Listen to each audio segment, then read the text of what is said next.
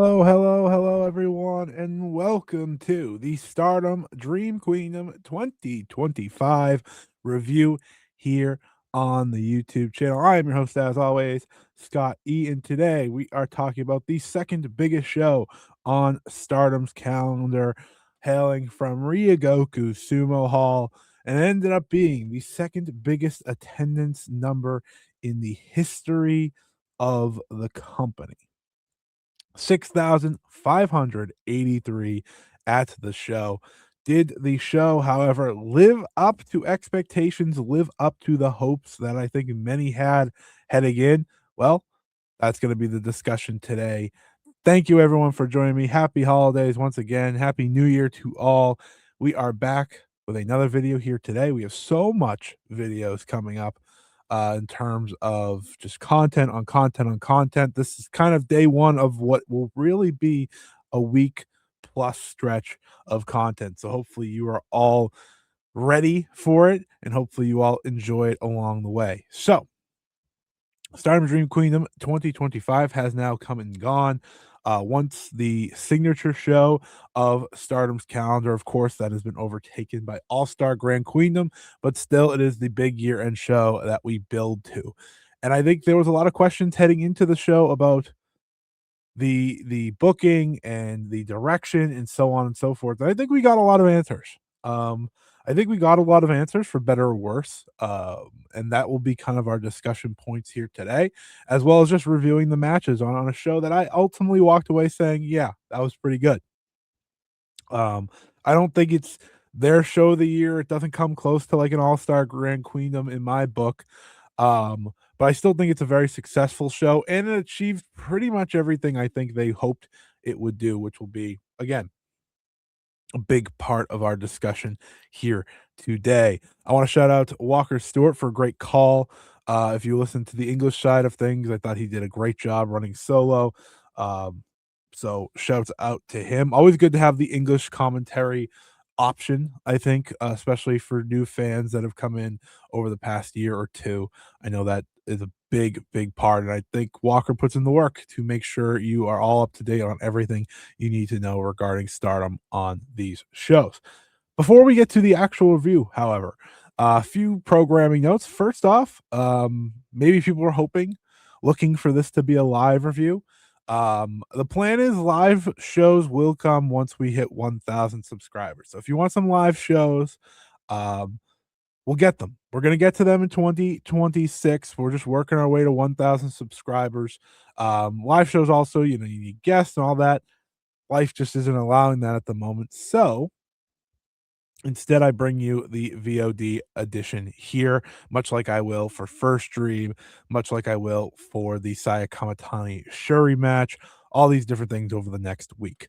The other programming note is that after this recording, by the time you see this recording, perhaps, it is great to tell you that the 2025 Joshi Awards, the 2025 5-star Joshi Awards, are now open. You will be able to vote on all the important awards that we are offering here, including Wrestler of the Year, Match of the Year, Show of the Year, Rivalry of the Year, Tag Team of the Year, Promotion of the Year, MVPs for companies, um, Foreigner of the Year, Breakout Star, Rookie of the Year, all that good stuff. This is the 4th annual 5-star Joshi Awards, and they will be announced on January 7th at 12 p.m. That's when the video will drop. So you have until pretty much the end of January 6th to get in your votes this year, to make them count. Maybe they'll be moved up, but that is how we are feeling right now. So once I finish this, once you finish this video, you can go over to the YouTube channel. Will be posted there first. It'll also be posted on the 30th on my Twitter page and my Blue Sky page. It'll also be below in the description if you just want to vote right now. I'm asking anyone and everyone who has watched Joshi Wrestling this year to give their vote, to give their thoughts in our awards. So keep an eye out for that. Always very exciting. That being said, we are now going to talk about Stardom Dream Queendom 2025. I've held you long enough. Let's get to the main show here, the big show, and that starts with the pre-show match. Listen, we don't always talk pre-shows on this. Sometimes we skip them, but for Stardom Dream Queendom 2025, I thought it was right to get every single match in here because I think every single match means something, especially because one, it's a massive, massive show from Ryogoku Sumo Hall. Two, it is the second biggest show on Stardom's calendar. And three, I just really like these four, so that helps as well. Your pre-show match saw the rookies of Mitoe Hamabe and Ane Kanaya taking on Emma Mishima and Kyoko Furusawa. I think the big question for me heading in was, okay, what direction are we going? Are we going to start to give the rookies that now have more experience, may not be the seniors, Ane and Matoy had debuted earlier. But which direction are we gonna go? Obviously, they have high hopes in Emma Mishima. I think that's been pretty clear. Hopefully, Kikyo Furusawa gets to get a little bit more direction here sooner rather than later. But overall, I think the question was, okay, this is kind of staking your claim of who is going to get a little bit of a bump here. Having these two face off. You're not going to go to a draw on a pre-show. That's kind of my first thought when I saw this match. And ultimately, that's not what they did. I think they did a good job in terms of, having a solid tag match. I really like Matoy. I've talked about this many times. I think she has some of the most potential in terms of her overall game. I think she's very unique comparably. I think some may say the same about Ane. But I think what's great about all four of these wrestlers, and I think this, which is really important, out of all the rookies that have debuted over the past couple years, I'd argue these four all have their own thing. And I think having your own thing goes such a long way, especially in a stardom promotion that I think is really difficult to have your own thing. I think that's like kind of overlooked of how difficult it is to stand out in this promotion when you're such a young wrestler. Unless you are like a Sayaka Carrara who they're going to run with, you need something to get yourself up the card quicker, faster than just waiting and waiting and waiting. And for me, I think all four of them have something unique that hopefully can get them up the card. Ultimately, it was Emma Mishima getting the win, making Ane Kanaya tap out in the middle of the ring. So again, like I said, the experience proves over seniority here. Of course, Matoy and Ane were out for so long. It's not a shock that Emma and Kikyo are kind of ahead of them in terms of placement. So, like I said, a fine pre-show match. Probably more thoughts on the pre-show than you expected here on this review. But let's get to now the main card. The main card started off with Tomoki Naba and Shuri versus Starlight Kid and Azumi, the return of Starlight Kid, and a welcome one at that. Starlight Kid's year, and that's a fun part of this conversation as well, is Starlight Kid's year was a Wrestler of the Year worthy year. Like I feel like that's something that's overlooked, and you'll see it in the awards this year that she is nominated for Wrestler of the Year, Joshi Wrestler of the Year, because despite the injuries, despite the slowdown in her overall title reign, I still think her first half of the year really speaks volumes to how truly great she was. I think there was a conversation to be had that she was neck and neck with Saya Kamitani in terms of quality of reigns, and some may argue that her second half was better than Kamitani. Some may argue that. But of course, she dropped the belt to Konami and then missed essentially 2 months of action. So I think that kind of created a curveball of like, okay, Starlight Kid, a bit snake bitten this year, which is true. But I don't think we can overlook how great of a year she truly had. And her returning here, teaming up with Azumi, instantly my first thought is, you know what? If these two aren't going to be going for the World or Wonder, which I kind of got dunked on by the end of the show, but if they're not going to win either of those titles anytime soon, I think going with Starbomb as your Goddesses of Stardom champions in 2026 speaks volumes, speaks excitement to the tag division. And when you have someone like a BMI 2000 as the top team, I think Starlight Kid and Azumi are the perfect foil for them. And on the other side, you have someone in Shuri, who, of course, is your IWGP Women's Champion, days away from defending against Saya Kamitani, but kind of feels like the forgotten champion of this entire company. which sucks. Like, let's be real here. It absolutely sucks that Shuri has kind of fallen into that trap. And we are also in a trap, mind you, where she might walk out of Wrestle Kingdom with 0 successful defenses of her second reign of the IWGP Women's title, bring us to 1 total successful defense in 2 reigns. She's the only person to hold that title twice, and yet there is a real possibility that she has 1 total defense. That stinks, and I fear that is where we're going. But the beauty of this match is that no titles were on the line. We could just have a fun go, and I think what was most notable here, is that Tomoki Naba and Starlight Kid always have such great chemistry. I think Karate Brave, this duo, have a really good combination. I said to myself, "Listen, if we're gonna take the IWGP away from Shuri and we're gonna move her on to other things, why don't they challenge for the tag belts as well?" That was kind of my big takeaway from this match. Was like, this should be an unofficial number one contenders match in some sort of way. We have so many Corkins in January. We have so many big shows. We have the Supreme fight in Osaka. Build one of these two teams up, and ultimately that ended up being the Starlight Kid and Azumi team. What's also great is that not only did Starlight Kid look fresh in this match and healed up and everything, she didn't miss a beat. And that is great news for Stardom, who, as I've been saying, they needed to get healthy, right? They got Micah back, they got Xena back. I know Momo's out, but Starlight Kid coming back was kind of the last piece of the puzzle in terms of the big time names outside of Momo who are going to come back in the immediate future and make an impact. Hanan also needs to come back, but I think we all feel that's coming sooner rather than later, though, that kind of seems to be delayed as well. I wonder what she's dealing with. But Starlight Kid's welcoming back and starting off this show as hot as she did. Can't hate it.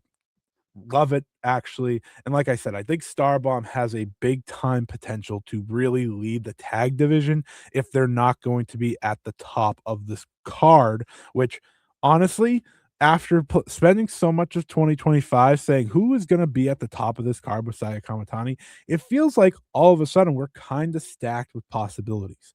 And I think that's a great thing, Starlight Kid being a big one of them. Which we'll talk about later.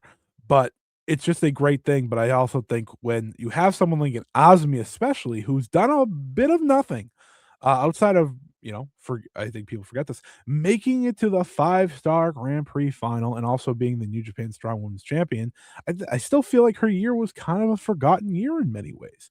Or maybe not a forgotten year. Maybe the better term is wasted. I think wasted's a good one as well, because Azumi obviously is one of the true favorites among international fans and just, domestic fans. She's one of the great wrestlers in the company, and I hope for her to do more. So hopefully this pairing leads them to be doing more, and I thought this was as strong of an opener as Stardom could have booked for this very show. So overall, great to see Starlight Kid back, great to see Starbomb together, great to see Shuri and Tomoki Naba teaming up, and all in all, a success from the word go. Next up, we have the Stardom Rumble. Your participants were as follows: Lady C, Koguma, Rana Yagami, Momo Kogo, Yuna Mizumori, Waka Tsukiyama, Kyoka Katatsu, Akira Kuragana, Yuri Hime, Rina, Hina, Rian, Azusa Naba, Olympia, Bea Priestley, Ami Sourei, Saki Kashima, Mei Sarah, Miyu Amasaki, and Fukigen Death. Oh, and of course, the big surprise reveal, which was, of course, none other than the true original face of Stardom, the first ever Wonder Stardom champion, the first ever 5-star Grand Prix winner, Yuzupon herself, Yuzuki Aikawa. A wonderful surprise at that. Absolutely love seeing Yuzupon back. We'll talk about Yuzupon here in a second, but let's just kind of look at this match as what it was. The Stardom Rumble is often an unofficial, you get a title opportunity, right? Whoever often wins the big rumble of a show will go on to challenge someone for a title. It's not like you get this official title shot outside of, the Hanako one at All Star Grand Queen, which might have been a gauntlet. I don't really remember off the top of my head, but you get my point, right? Is that these matches are an unofficial contenders match for whatever title they choose to challenge for. We've seen it through the years. Mace Saruga won years ago, challenged for the high speed, for example. Like I said, Hanako ended up challenging for the Wonder Storm title earlier this year. You get my point. So When predicting this show, I said, "Well, there's 2, like, glaring names in this match that I think should, 1, not be in this match and other matches, and 2, should be your pick for winners," and that was, of course, Rina and Hina. To me, it was like, hello, these 2 kind of helped carry this year. I'd argue they were in the conversation if you watched on a show-by-show basis of Stardom, like myself and others, of a Stardom MVP. I know a lot of people are gonna pick Saya Kamitani, and understandably so. But each and every show, it felt like these 2 were the standouts. These 2 were the ones stepping up, and these 2 were the ones growing the most as the year went on. And seeing them here after all the work they put in, after the Future of Stardom title reign that Hina had, after the just incredible year that Rena had, including the Cinderella final, the match with Starlight Kid, making it to the semifinals of the 5-star Grand Prix, right? All these different things. It felt like she just, she had to be the favorite. She had to, because if you're not going to put her in a big match, at least have her win. And that is ultimately what they did. They had her eliminate Miyu Amasaki at the end. They also had a trio of Rina, Hina, and Miyu Amasaki as the final 3, which I think is strong. I think there's conversation to be had about what is Miyu Amasaki's ceiling. May Sarah being eliminated early was kind of a bummer. They used Ami Sareee to help eliminate Olympia, so that kind of played to that. There's a lot of different directions here, a lot of different questions, but at the end of the day, it's a rumble.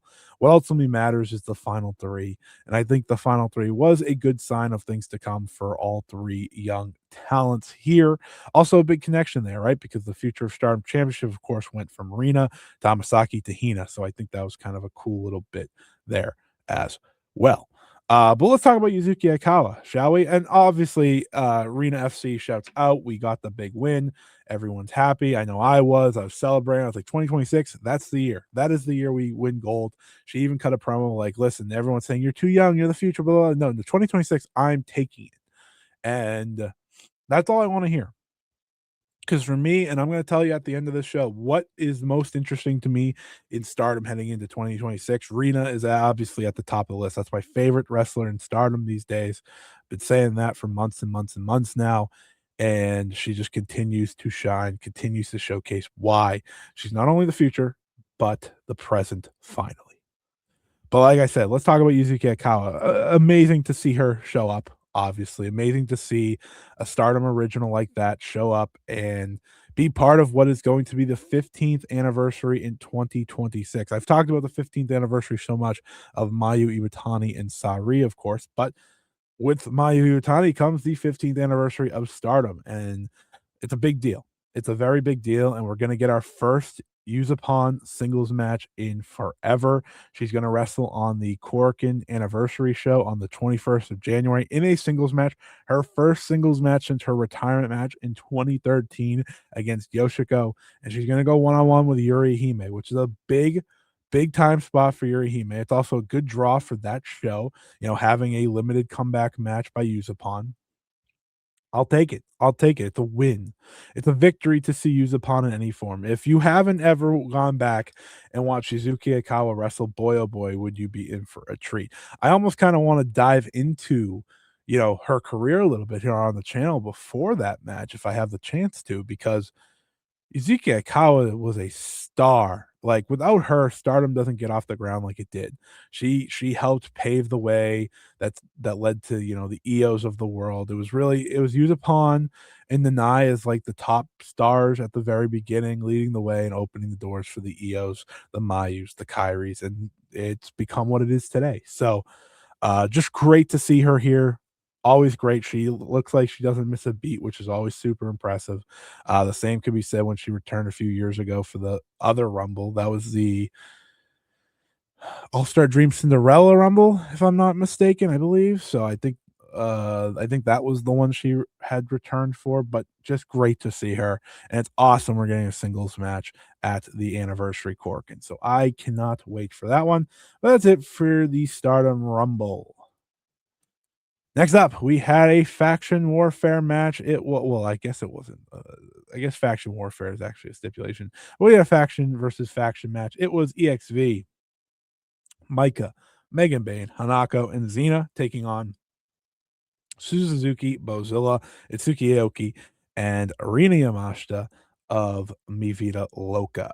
This match is, just kind of a fascinating one to look at in terms of, like, the idea of it and what it accomplished, which in some ways was nothing, in some other ways was a lot. You know, I think that's a very unique way to look at it, but it's a way I looked at this match.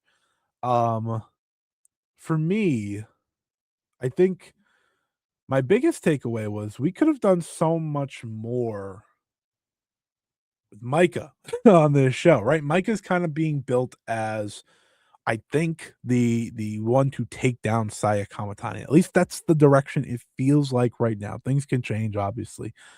Um, but you know, her big return promo was like, I gotta stop the darkness of hate taking over Stardom, yada yada yada."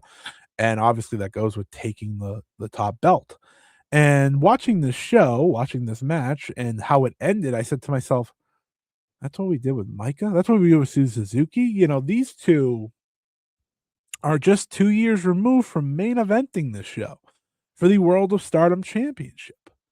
It's fascinating. It's insane that that is just 2 years removed from that, and now they're kinda just in this match and honestly playing second fiddle. This match was built around Megan Bayne and Bozilla and the really cool wrestling that they did. Listen, I understood what the point here was. I understood why Megan Bayne was being called in for this show. I was not silly.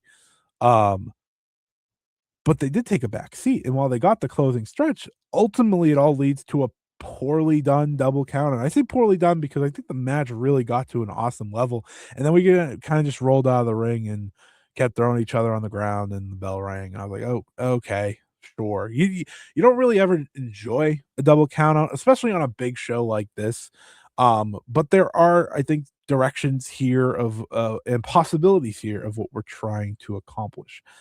It seems like Micah and Suzuki are set to do this once again.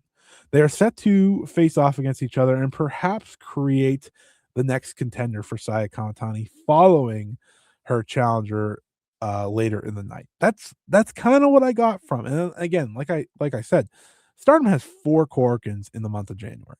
They have to book big time for all of those. And in any way, shape, or form, they have to try and make people attend.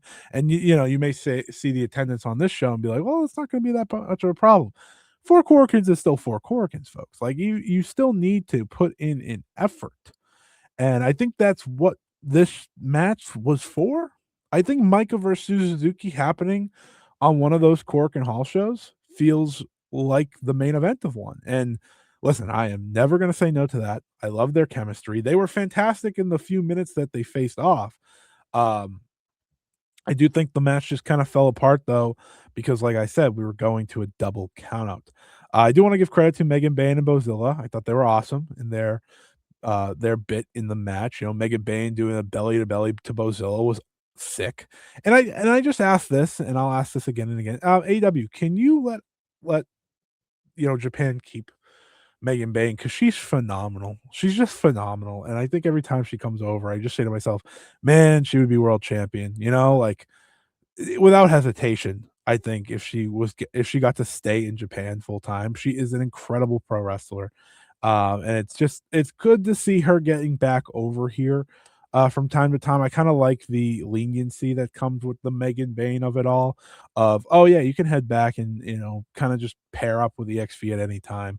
I thought Xena, Hanako, Tsukiyoki, and Rin Yamashita filled their roles very well. But like I said, most of this match was built to the 2 powerhouses, and then of course the 2 leaders at the very end. So for me, the match itself is kind of forgettable because of the finish, but there are some good bits in there that I think are worth checking out, especially if you're a fan of these 8 individuals. Um, but I hope this is leading to Micah versus Suzu. I would be down if this led to like a faction singles match type thing, like New Japan did once with Noah. I think it was I don't remember the name of the faction in Noah, but it was like Los Signales de Japón versus one of their factions. Everyone faced off in a singles. So like you could do like Xena versus Tsukiyoki and Hanako versus Rita Yamashita, and then Megan Bayne versus Bozilla, and the main event being Micah and Suzuki on a cork, and then just have a bunch of undercard matches. I think that would rock.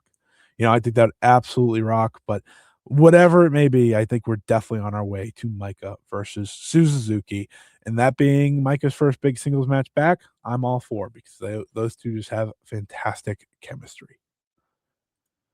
Now we get it kind of to the main event. We got through 25 minutes of this recording talking about kind of the undercard. Now we get to why we're here. And I don't know, I don't remember if I said this on the preview, but I'll say it again now. I don't think besides Sareee-Natsupoi, there wasn't a match I was more hyped for, more anticipating than this one right here. Fuwa-chan's official re-debut against Hazuki. Stardom Dream Queendom had a massive, massive attendance number, right? Massive, massive attendance number. I think some may overlook how important Fuwa-chan is going to be to that number. Maybe, on an international basis. Because listen, at the end of the day, Stardom's hot. Like that's not up for debate. Stardom is a hot faction, the hottest in Japan, and it's proving to be that with their big attendance. And Joshi as a whole is hot right now. Everyone's up.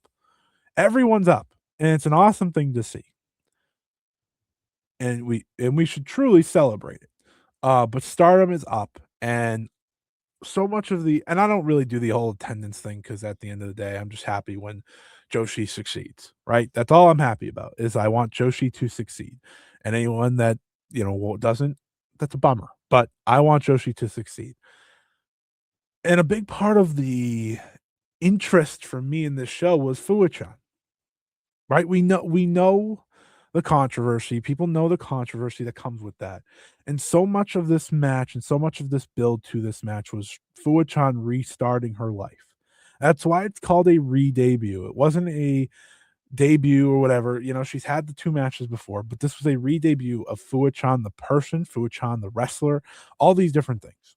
And it, in a way, it's for her to try and rebuild herself and rebuild her image, and doing so in a professional wrestling ring, a Stardom ring.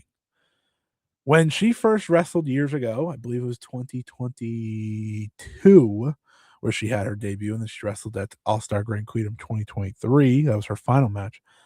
I had said, and I stood by it, if Fuwa-chan ever wants to be a pro wrestler, she has a brilliant future in that.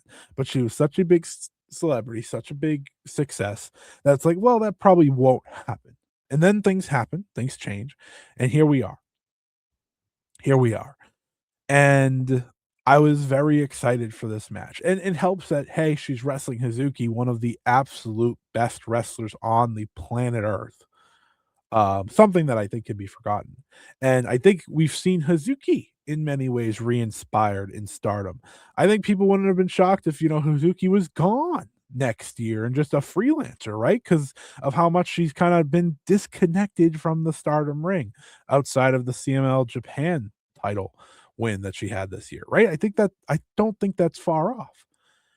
And in so many ways, Fuwa-chan not only re-inspired Hazuki, but their connection speaks volumes. Their connection of we're both kind of outcasts at this point of our lives. We're both kind of weird, but that's why we connect. That's why we're there. And so much of their discussions were, Hazuki's been there for me during these tough times, and I'm there for her. It's been amazing to watch. People are gonna have their opinions about Fuwa-chan. I'm not gonna tell you to think one way or the other. Um, but seeing that connection and seeing it unfold into this first re-debut match for Fuwa-chan has been really cool. And before we even get to the match itself, it's worth noting, they said on Stardom's commentary, all Fuwa-chan's merchandise sold out.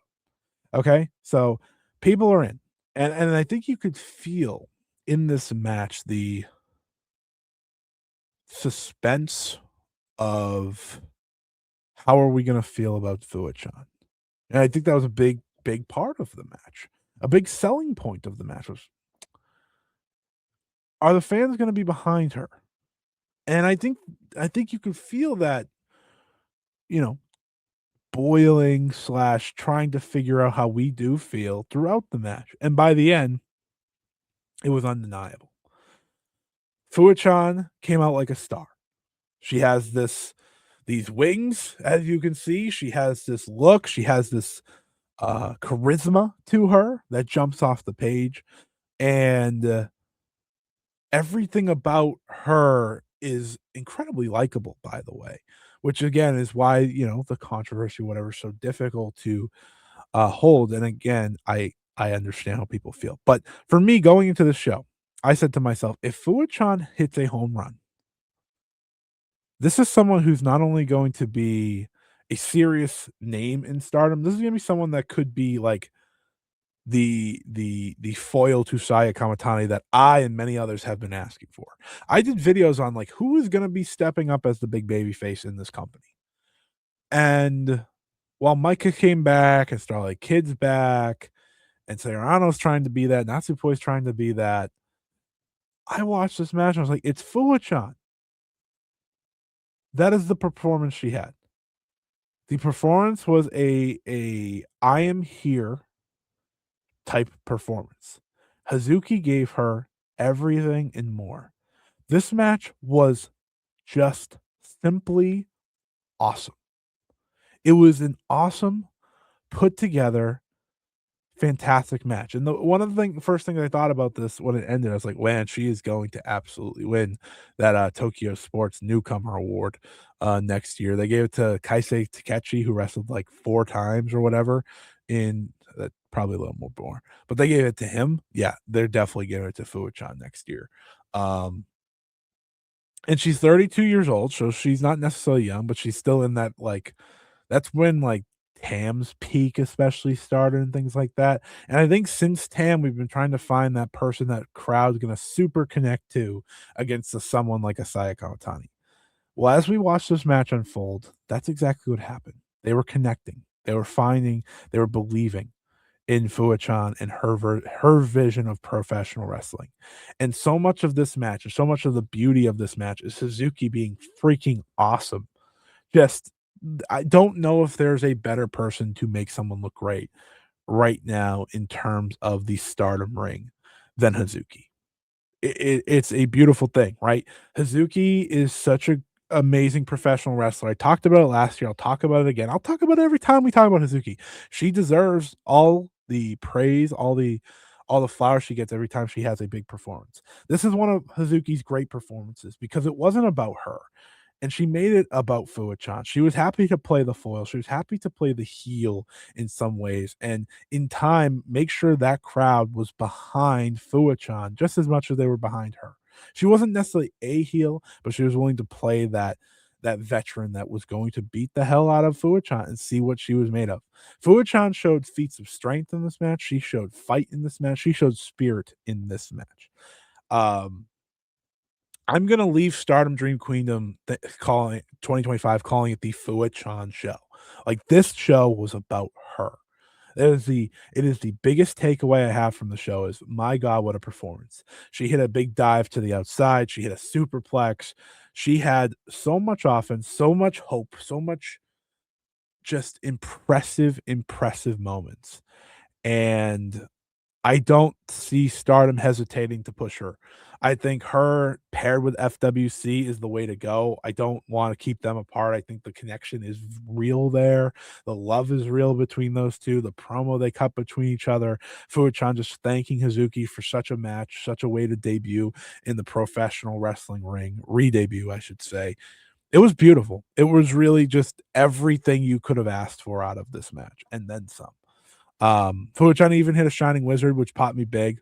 Hit the shout out Keiji Muto, um, who I believe watched her debut match, if I remember correctly, on that TV show uh, years ago, which I think kind of is a funny little part there. But yeah, man, I thought this again was just the home run of all home runs, perhaps, on the entire show. I think there's only one match better on the entire show, quite frankly, and that's saying something because I do think this ended up being a very good wrestling show. It just maybe didn't move the needle as much in terms of expectations or changing much of anything, but we'll talk about that, like I said, later. But shout out to Hazuki, just deserves every flower she gets and then some. And shout out to Fuwa-chan. This is the start of something very special. I will be shocked if she isn't a contender for the Cinderella tournament.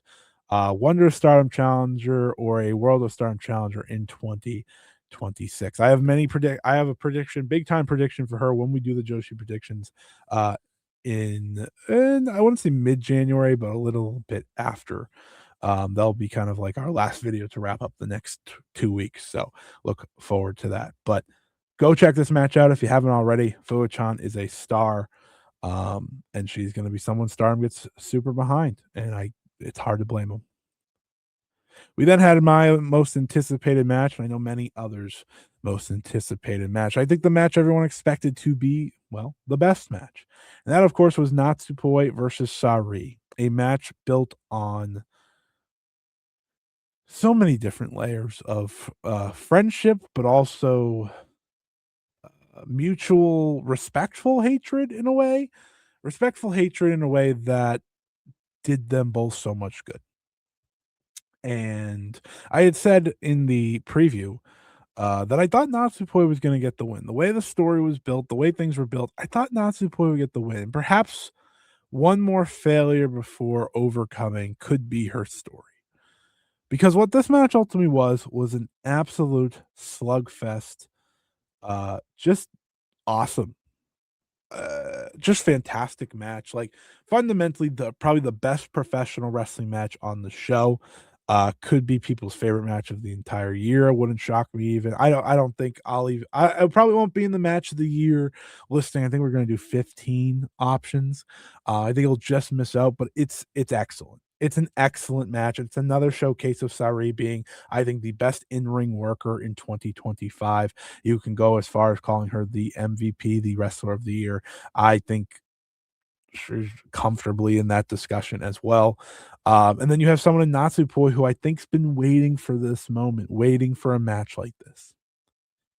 For the early going, they kinda kick off real hot, Sareee rips Natsupoi down to the apron, but Natsupoi kinda shakes it off and they do a face off, and then they kinda get to their normal match, Sareee working her and breaking her down a bit, doing her, early game before they just take off. And I think what these 2 accomplish is kinda what the main event wanted to also accomplish in so many ways, which isn't a shock because, Natsupoi and, Sareee do have a lot of similarities, I think. But I think this accomplished it better because there was more of a direction here, more of a meaning to this story, and more of an understanding of this story. So much of this for Natsupoi was proving herself to her to herself in many ways, but also Sareee. Her way of speaking was, we're best friends. I never thought I needed to surpass Sareee or be better than her because I was just always happy for her. I was happy for her success. But she awoke in me. She woke me up and told me, "Get back out there and be the best version of Natsupoi. You aren't someone who should be wanting to turn your back on wrestling. You're someone who should be at the top of pro wrestling with me." And it's a brilliant story for 2 best friends because it's a story that you can see meant so much to both of them. You can see it's a story that they cultivated in front of us and made their match as meaningful as any title match on the show, if not more. There's something about 2 best friends facing off and their rivalry and so much of that, and there's a point in this match where the switch just flips, as you kind of expect when it comes to a Sareee match. They just end up destroying one another at one point, throwing each other around the ring, um, trading forearms, trading big slaps to the face, and in so many ways showing a love and appreciation for one another while again trying to rip each other's heads off. It's a beautifully told match. It accomplishes everything. I think Sareee did pretty much everything she could and then some to bring Natsupoi back to the level we all know she's at through this feud.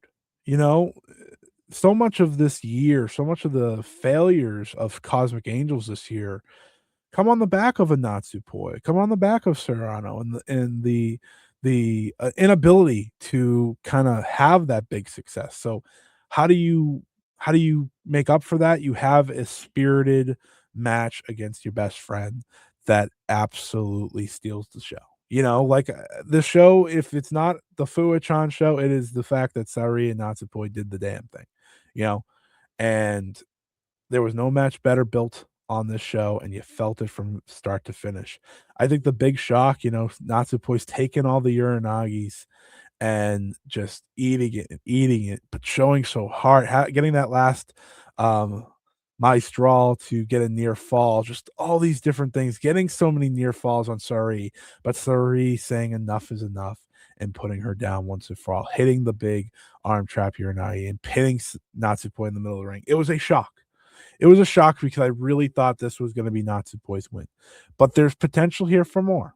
There is absolutely potential here for more. For Sareee, for Natsupoi, and just, for where we could go. Sareee had an interview with Tokyo Sports that said, "Listen, the IWGP Women's title, just because I lost it, I'm not done. I still want it." That gives me hope that the match that I have been asking for months and months and months could be back on the table, now that she got this big win. But I think for Sareee, it creates an opening as we head into 2026 for a seemingly every big match, every big possibility, and simply every big promotion remains open. Had she lost here, in many ways, it would have been a farewell, or not a farewell, but a closing of the door on this latest chapter of her time, and maybe this time in Stardom. In 2026, as she celebrates her 15th anniversary, everything is on the table. There are so many big matches that I think she has teased, right? A rematch with Natsupoi is now at the top of that list. The hopeful match with Saya Kamitani. Following the Spark Rush loss on Sunday, a match with Takumi Iroha feels like a potential main event for Yokohama Buntai. And of course, she's wanted Mayu Iwatani. So many different things, so many different possibilities. It's hard to think that Sareee can get better. That Sareee can have better years than she's had the past two. But I think she can, and I think she will. And I think this was the epitome of getting back on that horse and getting back on that successful path, because for Sareee, part of it was getting back on the right path for herself just as much as it was getting Natsupoi there. I think this match accomplished both goals. Natsupoi is now in a spot where she can believe in herself again. Yes, she came up short against Sareee, but in this feud you saw the fire reignited. In this feud you saw her refined herself, and now they can proceed. They can proceed, they can move forward with so much potential, with so much hope, and so much determination of what is next. Hopefully for these two, we're far from done. I think, one day Natsupoi getting that win, she's 0-3 against Sareee. I think that's a beautiful story to tell. Maybe it's when Natsupoi reaches the mountaintop, or right before she does. It's a sensational match, fundamentally the best wrestling match on the show, and just everything, like you said, you'd expect from these two. And I think this back and forth between the Fuwa-chan match and this match kind of hurt the next one, which we'll talk about here. But just in terms of Sareee, I think her versus Saya Kamitani still needs to be a match Stardom considers. It is the biggest match Joshi has right now. And until we do it, I'm going to keep believing, even though we kind of ran away from it in the second half of this year. Hopefully, we can run back to it. Now that she's won, and now that she said, "I'm coming for that IWGP Women's title again," want a title that Saya Kamitani is very likely winning on January 4th. Then we had the BMI 2000 versus Sakurara. That is their name. Sakurara. Sayaka Kurara and Aya Sakura. This match suffered from placement more than anything else. The crowd was exhausted by this point. They needed that intermission badly. Between the Fuwa-chan match, the Sareee match, just the length, I think at that point we were probably 2.5 hours in before this match started.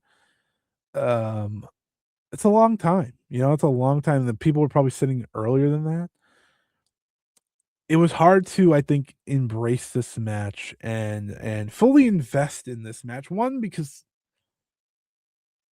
I don't know, maybe it's me, but I do think this feeling was felt, among the final 3 matches, which I think hurts the show as a whole, is there was a lot of outside of the semi-main, I don't think a lot of people believed in the challengers as much.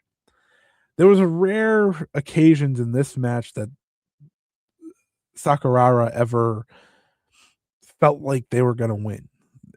Rather, it was a BMI 2000, we are gonna win, and you guys are gonna be the underdogs and fight and fight and fight and try to survive rather than get the big shock moment.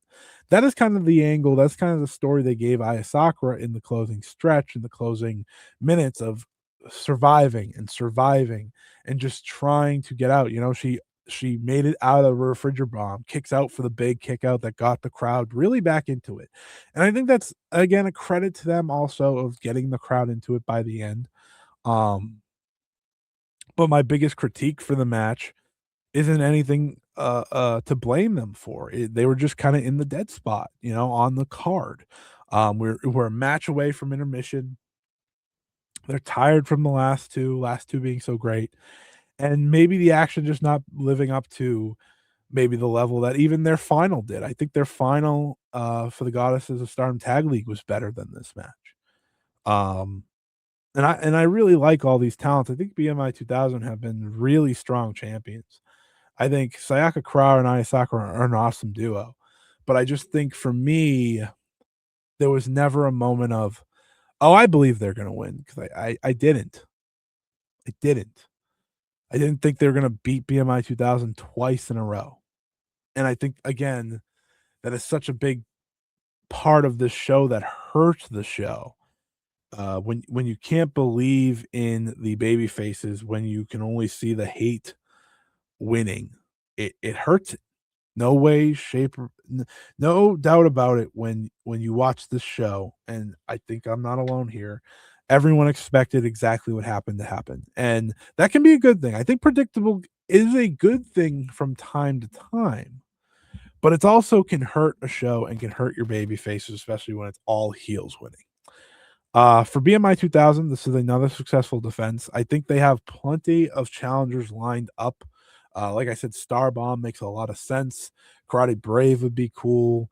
A returning Wing Gory is on the table. With Hate kind of taking over, there's gonna be, that uprising type thing from the rest of the Stardom roster because I think that's another part of the discussion to be had is in some ways it feels like we are where we were last year in that Hate is taking over. Now they're just fully taken over. We spent the year having them win every belt under the sun and going undefeated on this show. And I think that is either going to bring people in or bring people out, plain and simple. But like I said, when you're selling as many tickets as you are, it's hard to argue with the recipe that you're going with. But the match, like I said, was kind of fine. Nothing I would recommend to go out of your way and check out. Just a good, solid, fine enough defense for BMI 2000 that lacks the heat, lacks the excitement, I think, that I was hoping for based on their tag league match. So this is coming off a 20-minute intermission. Crowd is refreshed. Crowd is ready to go. Boy, oh boy, are they ready to cheer on for Saida. I think Saida had the best performance out of the last 3 matches by a significant margin. That's not a shot at anyone. I think that's just the level she wrestled. Saida saw this opportunity for the first time in her career challenging for the Wonder Star Championship. I thought Walker said it great, kind of going from the runt of the golden generation, the overlooked name of the golden generation, now standing at Stardom Dream Queendom, the second biggest show, the second biggest attendance in company history, over 6,000 in attendance, and challenging for the Wonder of Stardom title, and doing so with a performance to remember. I think this match is probably my favorite of the final 3, and so much of it has to do with Saida. So much of it has to do with her babyface performance. One of the great babyface performances, I think, of the entire year. Saida spent so much time getting herself ready for this moment, getting herself prepared for this moment that she wasn't gonna miss. She wasn't. She was not going to fail. She was not going to do anything but succeed. And the way she wrestles and the way she goes about things is just so fantastic. And I think Konami was the ideal heel for this match. Listen, there's a limit to what Konami's going to do, right? She's going to be very methodical. She's going to use some good strikes, but she's going to be very methodical in attacking the arm. And the arm is a great place to attack for Saida, right? The big lariat arm. It starts early when Saida lariats the pole. And from there, it allows Konami to work and work and work to get in the Lancer on all these different things. And for Ida, it's about fighting through that and taking the crowd's energy. I don't know if anyone was chanted for as loud as Saida on the show, for being quite honest, which is special. That's special. Um, they wanted her to win. They wanted her to have her moment. And while she didn't get that moment of victory, she had her moment. No one can watch this show and walk away saying Saida didn't have her moment. I thought her performance, like I said, was excellent.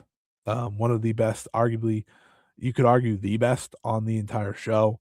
One of the best babyfaces performances of the year, and the ultimate I deserve to be here, the ultimate I belong here, the ultimate not, do not, do not stop giving me these opportunities because I am going to hit a home run every single time.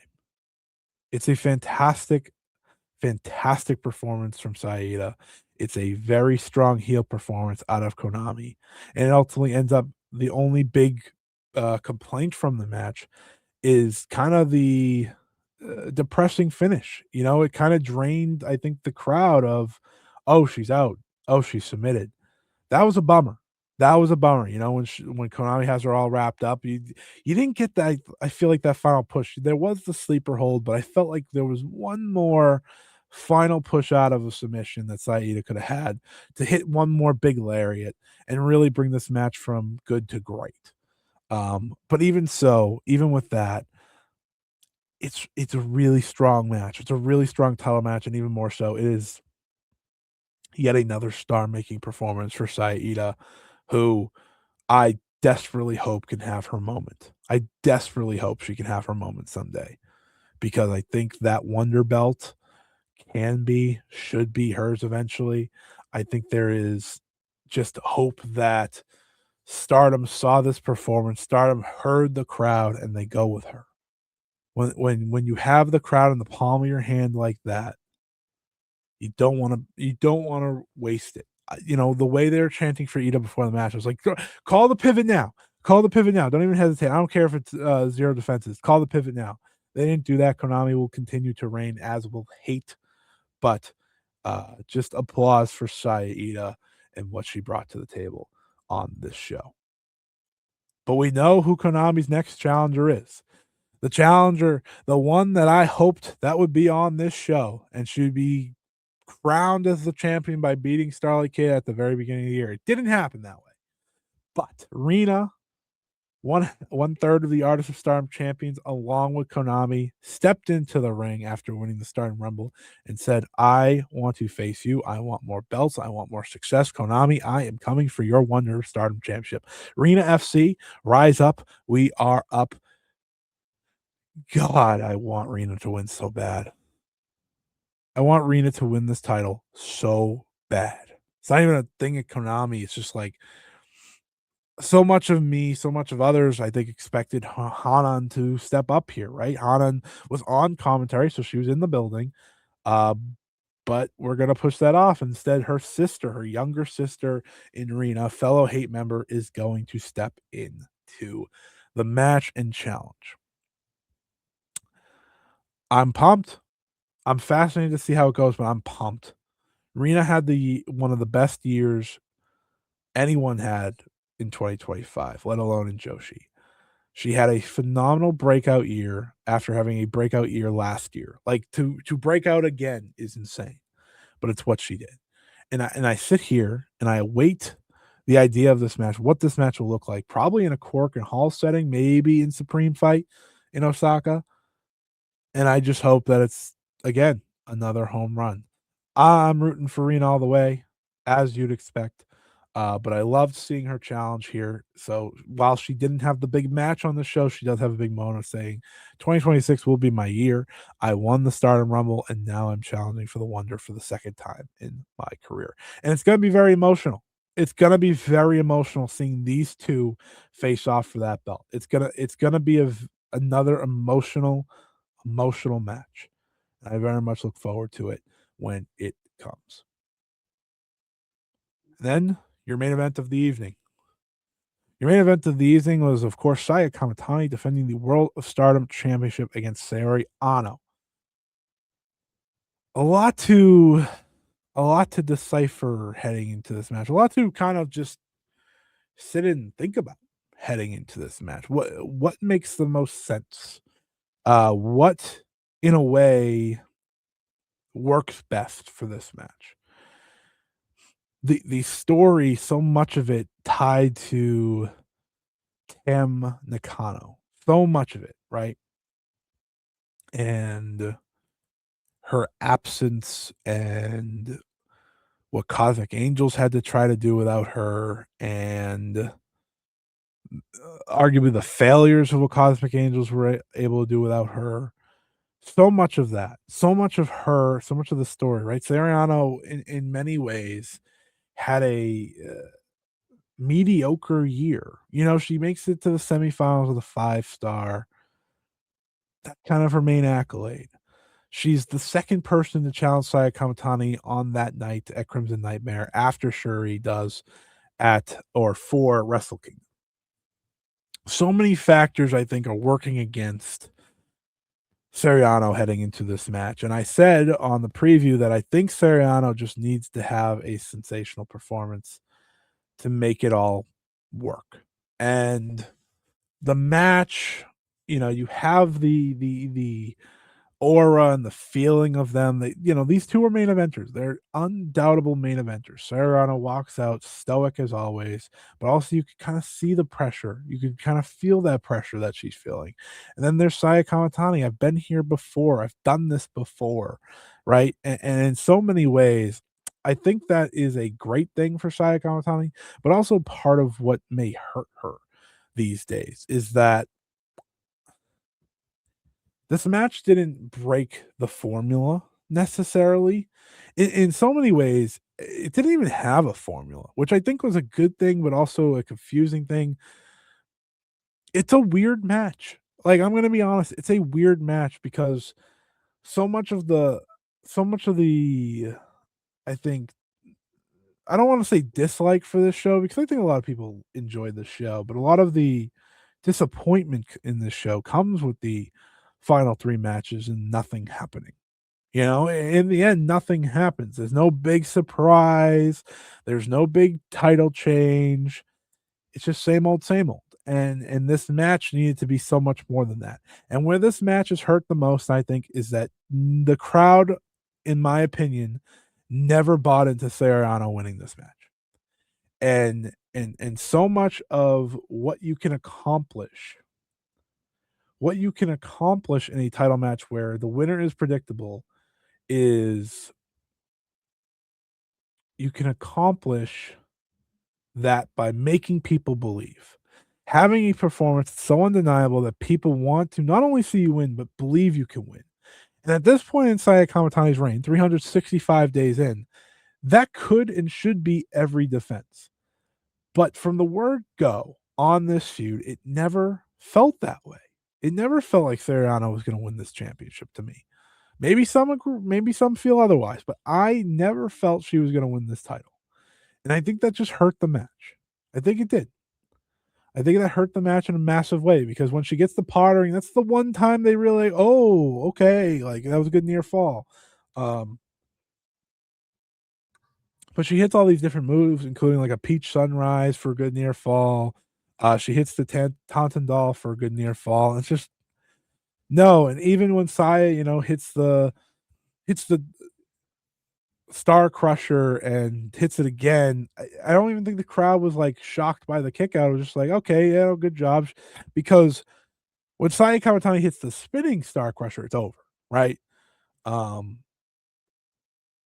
it's very protected, it's over, it's a good thing. But I think, like, the uniqueness of this match, of needing to be an absolute home run, I think, to make people believe in Sareee, because I don't think the story necessarily did, that's the conversation point to me.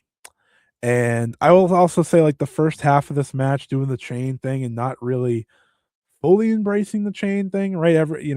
They're saying, saying on commentary, "Oh, this is a lot like last year with Tam Nakano when Saya threw her off the balcony and was kind of like having Tam hanging." They didn't even do that. The chain thing was kind of weird. Sayori does play to the point of having Saya do it instead. She's the one suffering, but I don't know. I don't know. It was a weird start. It was a weird match. I don't think it was a bad match by any stretch. But it didn't accomplish the goals I hoped for it to do. I think Sariano had a good performance. I'm not taking that away from her. And there's a point in this match, especially the second half, where they really kick it into a high gear, slapping the taste out of their mouth. I think the moment of the match is Sayori putting her hands behind her as Saya is unloading all these slaps on her face. I think that was a great moment. But it's a match that I think people are understandably split on. I don't think it's a match of the year contender or anything like that. And I think it kind of plays to what Kamatani's reign has been these last number of months. And that is meh. It is meh. But I think for Seriano, it's fascinating to see what's next for her. For Saya Kamitani, we know what's next for her. It starts January the 4th at Wrestle Kingdom, and now it also includes Starlight Kid. And I think one of the funnier things of this show is Starlight Kid challenging, because I said to myself, this is the match that should have been the Stardom Dream Queen, the main event. You know, like that's the match. This is one of the biggest, most protected, most important matches I think of Saya Kamatani's reign, because Starlight Kid is someone that you can conceivably believe is going to beat her for this title. That's going to be her her her equal in terms of a baby face. And it's really funny that that's how this show ends, of that challenge rather than that match taking place. And I know Starlight Kid was out, and you also just don't want to immediately run that, right? She just lost the Wonder, which, considering she only has one match since losing the Wonder, it's unique, but I don't really care. It's fine. I'm into it. I have no problem with the former uh white belt champion challenging for the world title. I'm watching that happen in Marigold after all right now. Um it's just one of the main feeling I have was like, wait a minute. This is a way bigger match than the one I just watched. They're pretty big on that Supreme Fight show, right, in Osaka, so maybe that's part of it. They wanna get their biggest attendance in Osaka we've seen, so maybe that's part of it as well. Or I doubt this is one of the Korakuens. I doubt it. But I'm super hyped for it.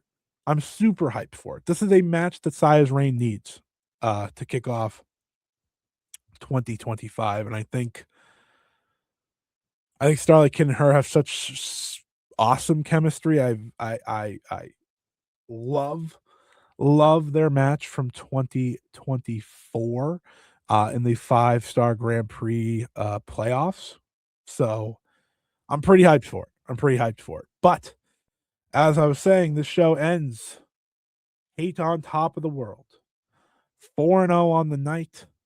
They now hold the World of Star. They still hold. They didn't win any new titles. They hold the World of Stardom Championship, Goddesses of Stardom Championships, New Japan Strong Women's Championships, Artists of Stardom Championships, Wonder of Stardom Championship, all to close out 2026, and very likely are going to add the IWGP Women's Championship next weekend. Stardom, in so many ways, has followed up last year with a very similar feeling of hate, Saya Kamitani taking over, and maybe that's, I think, why people maybe feel the way that they do, because I don't know if this show accomplished as much as it could have, but at the same time, The final 3 matches, I didn't expect, like, I guess Saida is the only one that, like, they could have just went with her, but none of the people that were facing the champions felt like the ones to take the belts from them. So 2026 now becomes the story of, can the Stardom roster stop hate? That is the conversation. That is where we're going. Micah said it as much in her return promo. I am here to take the darkness away from Stardom that hate has put all over it, or whatever she said exactly. And I think it's a fascinating and great story to tell. That's why I'm excited for 2026 in Stardom. I don't think this hurts my feelings about that. I think it just kind of perfectly captured, though, the last 6 months of Stardom, and that in so many ways it was just to get through the show. Um, but there's so many positive takeaways. I'm not bashing this show by any means. I had a great time watching it. I was happy to be up and awake for it. I just think, when you have an all-star Grand Queendom like you did this year, you hope the second biggest show of the year can reach that highest level. And some people may find this to be, show of the year level quality. I'll tell you right now, it's gonna be on the list of show of the year votes. I don't expect it to win, but I'm gonna put it on there because in all, it was a good show. Um, especially top to bottom, which is what I look for. It's not just about the final 3 matches by any stretch. And I think the final 3 matches, none of them are bad. So that helps too. But Stardom Dream Queendom 2025 is going to close out, and this is these are the talking points coming from it. Fuwa-chan is a star and is going to be, I think, the most intriguing part of Stardom in 2026. Whatever they do with her, whatever they want to do with her, wherever she goes, I think that is going to be fascinating to follow. The other part is, what's next for Hate? What's next for this roster? What's next for Saya Kamitani? Everything that comes with Hate comes with the roster. This roster in so many ways has kind of come together to fight against Hate. How can they come together again to stop Hate now that they are owning every single championship except for the Future of Stardom title and the New Blood belts and the High Speed? Those 3 belts they don't have, but they have the main ones. And I think that's kind of the big, not necessarily, I don't want to use the word issue because it's not an issue, but that's the big overarching story heading into 2026. And as long as this company is hot as it is, it's hard to argue with the let's just keep going all in on Hate, all in on Saya Kamitani. I just hope that 2026 includes more taking chances. I think that's what I want from Stardom in 2026. You got the big crowds established. You got the Tokyo Sports MVP. Let's take some chances now. Let's take some more chances with Saya Kamitani. I think Starlight Kid's the perfect start for that. Let's take more chances just up and down the card. Let's get people more featured, more intriguing matchups, and make this title reign that is on track to be possibly the most successful World of Stardom title reign in terms of defenses and length and stuff like that. Let's make it feel that way by having it be incredibly strong in 2026. Stardom Dream Queendom walks away as a success. Um, I think I liked it better than last year's. Just my overall feeling, like I'm very positive about what's coming. I was positive about what's coming last year, but I am very positive. I just think for me, I want to see a little bit more risk taken, a little bit more challenge themselves to see what's next. And I think that's gonna come. I think that's gonna come. But yeah, this was a very good show, very enjoyable show. I recommend pretty much the top 5 even just to watch them. I don't think you need to watch the BMI 2000, but, like, just watch the show. I recommend watching. Not my opinion, certainly not the only one. I know other people have their own and so on, but I walk away enjoying this. And I ask you all, leave a comment below. What did you think of Stardom Dream Queendom 2025? Was it a success in your eyes? Did it move the needle in terms of your interest for 2026? Um, what are you most looking forward to in Stardom 2026? Do you agree with me that Fuwa-chan's maybe the most intriguing thing in Stardom? I absolutely loved her debut. That's probably my favorite part of the show outside of obviously Sareee and Natsupoi hitting a home run, but I think my biggest favorite part was just that performance. I think it's gonna be the one talked about the most. So, um, I'm fascinated to see, Fuwa-chan and her 1,000,000 subscribers and 1,000,000 followers, what that continues to create in terms of noise in this promotion. Um, but that's it for me. I once again remind you the 5-star Joshi Awards. You can now vote for the 2025 edition. The form will be below in the comments. Like I said, you can also check on Twitter and Blue Sky. I will post them both there. If you're in a Discord with me, I will post them there. The awards are big time. I want everyone to vote. I want to get more voters than we had last year. We had the biggest number we had ever had. We more than doubled. I want more and more. I think your vote matters. Your vote counts. Your vote means a lot. So please, please, please, please, please make sure you give me your vote.